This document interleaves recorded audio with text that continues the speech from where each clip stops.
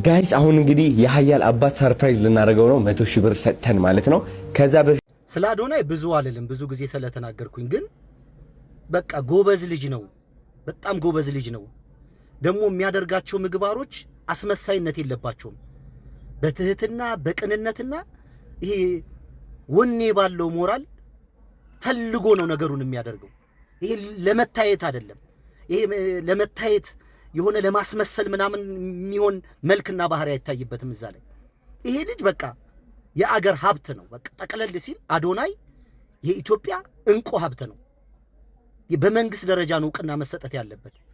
ይሄ አንድ ተወቀረ እንደ የዓመቱ በጎ ሰው ሽልማት ምናምን የሚባል በቃ የዚህ ዓመት በጎ ሰው ከተባለ ቸር ሰው ከተባለ አነቃቂ በቃ ለሀገርም ለህዝብም በትክክል የሚጠቅም ሁሉንም የሚያሸንፍ ልጅ ቢኖር አዶናይ ነው። በቃ አገር ውስጥ ያለው እውቅና በሙሉ መሰጠት አለበት ብዬ ነው ማምነው ለዚህ ልጅ ስለሚገባው ማለት ነው።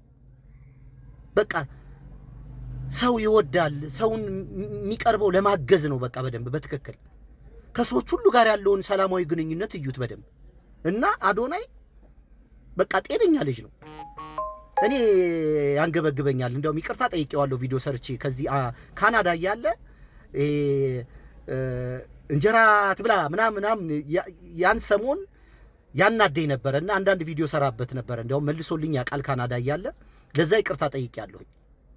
በቃ ሳልረዳው ነው እንደዚያ ያረኩት እንጂ ያኔ ስለተናገርኩ ትክክል ነኝ ማለት አይደለም። ያኔ ስላልተረዳሁት ነው። ብረዳው ኑሮ ከዛ ጀምሬ ነበር የምደግፈው እና አዶናይ በቃ የኢትዮጵያ እንቁ ሀብት ነው ብዬ ነው ማምነው። በቃ አንደኛ ልጅ ነው። በርታልን ወንድማችን።